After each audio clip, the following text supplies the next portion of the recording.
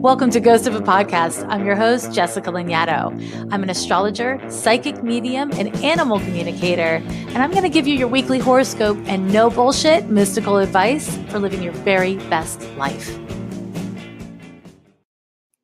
Hello and welcome back. You know, the thing about astrology is that it doesn't create your life. It doesn't create society and the flow of events. It reflects them. I don't know, maybe a different astrologer would tell you that it creates them, but I would say it reflects it. I would say that what is happening above and what is happening below are interacting, and what's important about that is from week to week, you hear me tell you about what's happening astrologically. From week to week, you may read my horoscopes and get more information about what's happening astrologically. And just like with the news, it's easy to be like, okay, well, this happened and now it's done, and that happened and now it's done. But that's not really how anything works. Everything is interconnected. Everything is interconnected. Things do not truly exist in isolation of each other. So when I tell you about the astrology of today or of a specific date, or you think back to, some meaningful event that happened last month or last year, it's all connected to what is happening for you right now and what is happening for everyone around you right now. Because we're constantly engaged in cycles of development. We're constantly engaged in referring back to our past experiences to make sense of our present experiences. And these present experiences are the foundation upon which we move forward, and we either plan or stumble into our lives.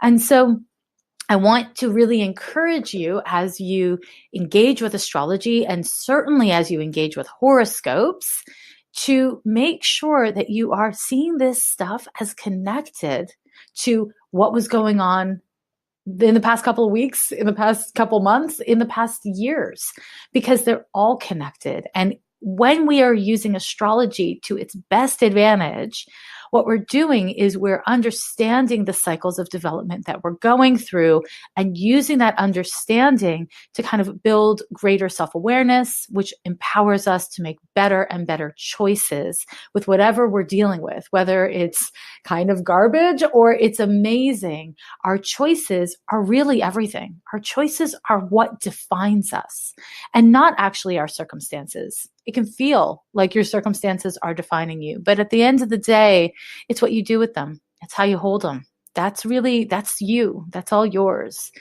So all of that said, let's get to the horoscope, shall we? I'm looking at the week of August 19th through the 24th of 2018. And after the horoscope, I will be answering a listener's question. So stick around, my friends. So on the 22nd of August, the sun moves into Virgo, and we step into what is called Virgo season. And this is really important. It's always important when the sun shifts signs, right? Because we have a shift in kind of overall energy. Virgo is a highly analytic and discerning sign. It can be quite particular. And the reason why it's particular is because things either work IRL or they don't work IRL. And it can be really a time where we are meant to be looking at what we're doing and how we're doing it in the material world. Virgo is related to physical health, whereas Pisces is more mental and spiritual health, probably more spiritual health. And this is really an important thing for you to consider. And I mention these two signs just why, because they are opposite each other. And in astrology, every sign has its opposite. And that is a really important part of understanding the sign itself, is to understand its counter sign and to recognize that balance is achieved, of course, through the middle, but both signs are really important. Okay, now that said, Virgo season, here's the thing to consider. What am I doing? How is it serving me? Am I maintaining my material goals? And I don't mean this in some sort of career-based way. This isn't a capitalistic investigation. This is about drinking water. This is about breathing. It's about, doing the physical things that you're supposed to do, like, paying your bills and returning emails. It's really about maintaining the daily details of your life so that you can invest in the big picture of your life. Now, Virgo has a bad habit of getting too caught up in the details, getting too close to the details, and losing track of the bigger picture. But I'm not too worried about it this season because we have a lot going on that's constantly dragging our perspective back to the big picture. And so, pay attention to the details without getting so perfectionistic about them that you lose track of the larger context in which they are playing themselves out. Now, on the 25th, and that means it'll be exact on the 25th, but for a couple days around it, we have the sun both trining Uranus in Taurus and Saturn in Capricorn. And this is a beautiful grand trine with all the little, they're not little, all of the earth signs are getting involved in this beautiful trine, and the potential here is really powerful. This is a time where if you decide that you're going to actually think about how you've put your life together, what you're choosing to do, regardless of your circumstances, how you are choosing to participate, there will be great flow and support in you figuring things out that promote both your need for freedom and autonomy and your need to deal with obligation and your need to kind of feel like you're moving step by step towards your goals.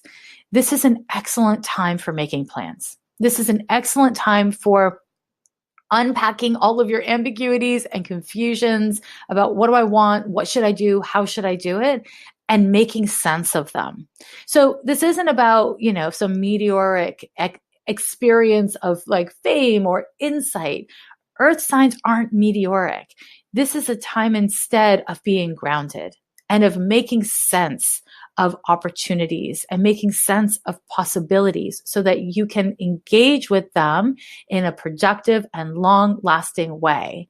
So my homework for you this week is hopefully pretty clear by everything I'm saying. It's really take a minute to get grounded. Look at what you're doing. Stop focusing on what everyone else is doing. It doesn't matter what anyone else is doing. It doesn't matter what your enemies are doing. It doesn't matter what your frenemies are doing. It doesn't matter what the person on social media who has more followers than you is doing. None of that has anything to do with you. It has nothing to do with you. The only thing that matters is what are you choosing to do right now? Is it working?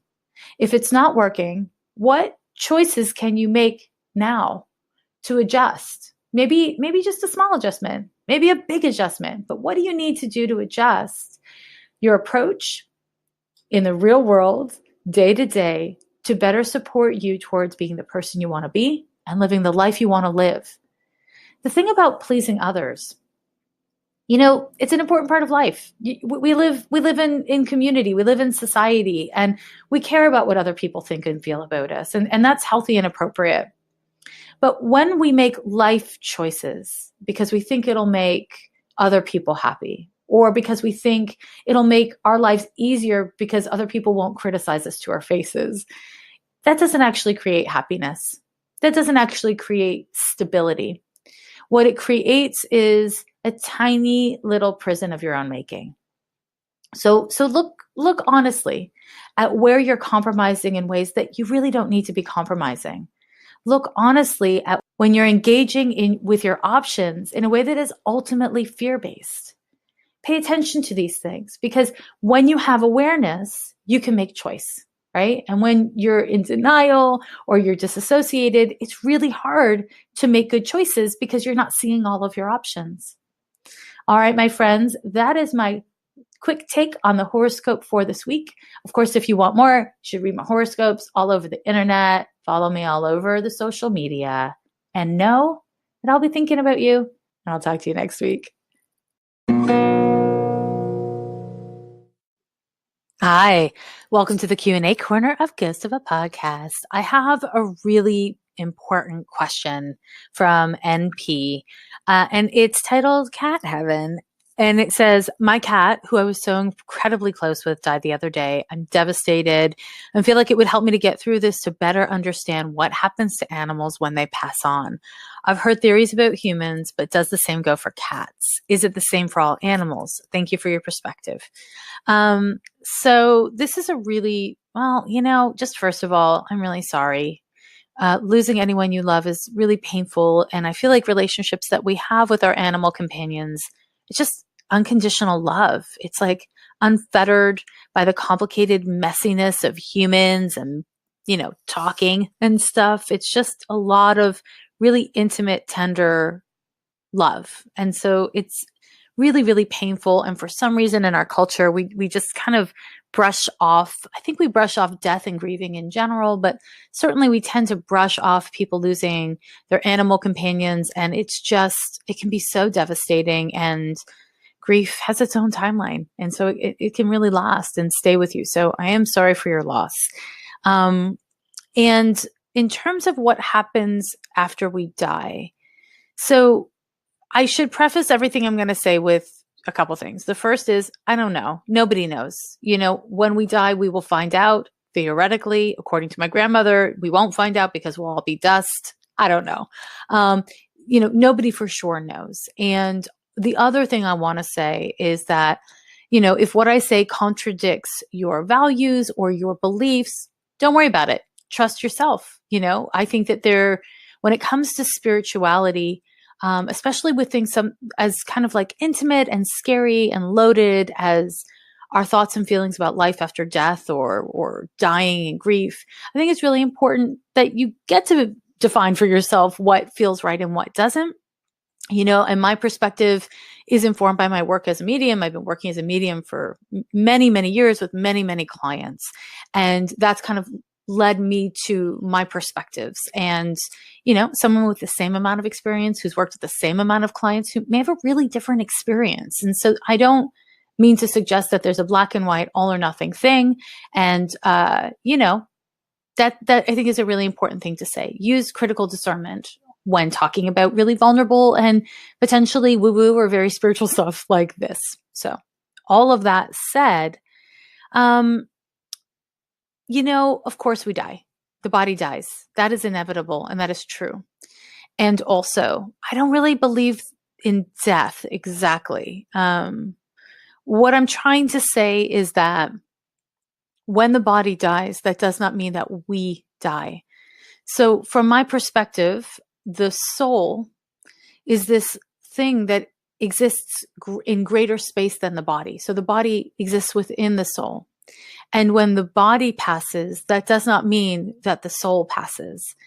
And whether it returns to oneness or to energy or to, heaven, I think is language. I think it's trying to make a story of something that is unfathomable. And that's what we humans do. It's really hard to accept that when we are no longer in a body, there's no more time and there's no more location.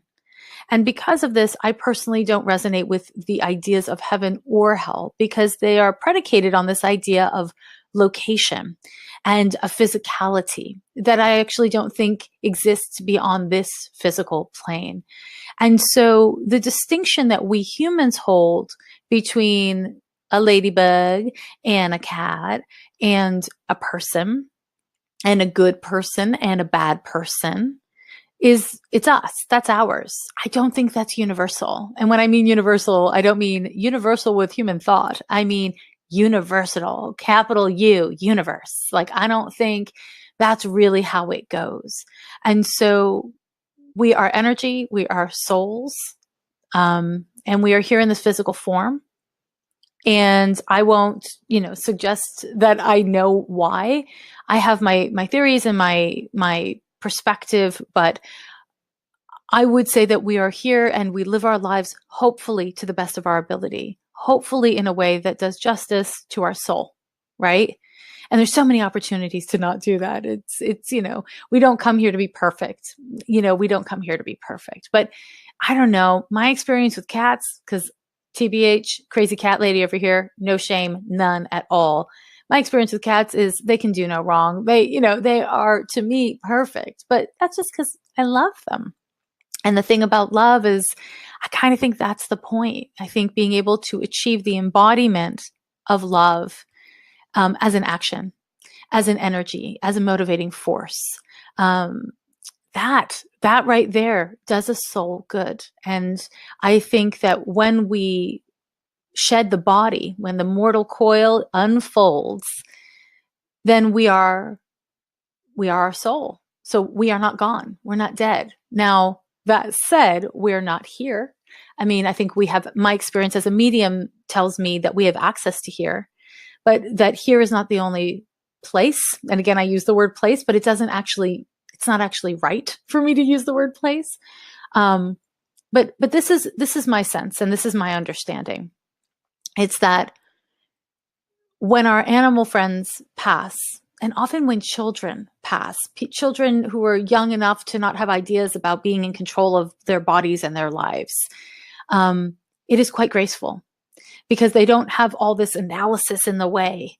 And their kind of transition from embodiment to existing beyond the body tends to be quite beautiful to watch as a medium. And I have never seen an animal, because as a medium, I do talk to dead animals, like animal friends of my clients. And I've never seen one that was traumatized in spirit or anything like that. And that doesn't mean that there isn't grief on the other side of this life.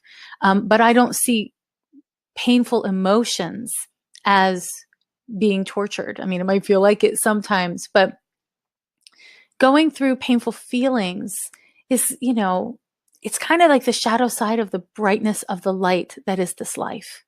And you can't have a bright light without a deep shadow. That's just kind of not how it goes. And so the pain associated with loss is kind of part of the deal of loving. And I'm not sure if this is perfectly answering your question, NP, but I will say that I don't see a distinction between the different kinds of animals and the conditions that we meet after this physical life is gone. And if you had a really close relationship with your animal companion, the chances are that their energy is still kind of present and available for you. And whether or not it actually makes you feel better to call it in is individual to you and to this specific situation. So there's no right or wrong way of doing it. But I am of the mind that grief is messy and it's painful, and it's meant to be messy and painful. It's not meant to be tidy and quiet. And I really believe in creating rituals and physical time where you can be messy with those emotions. And it sucks. It's awful. It's terrible. Anyone who's gone through grief knows this. And it's lonely. It really confronts us with our existential self. But it's also so powerful to be confronted with the capacity of your emotional being, right?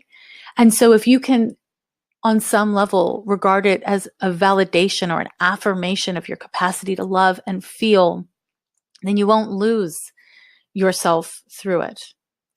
So the best of luck to you through your grief, and to anyone else who's listening who is suffering through grief, whether it's from 5 days ago or 15 years ago, because it stays with us. And that's my answer for today. All right, my friends, I will see you next week. And as always, at me if you've got questions or comments, and, use the hashtag Ghost of a Podcast so that you can share your perspectives and your questions with other people, and it can facilitate conversations that you can continue outside of this podcast. And you can send me questions on my website. It's lovelanyadoo.com. And yeah, there's a little form there. So send it to me that way, and sending you love. Bye.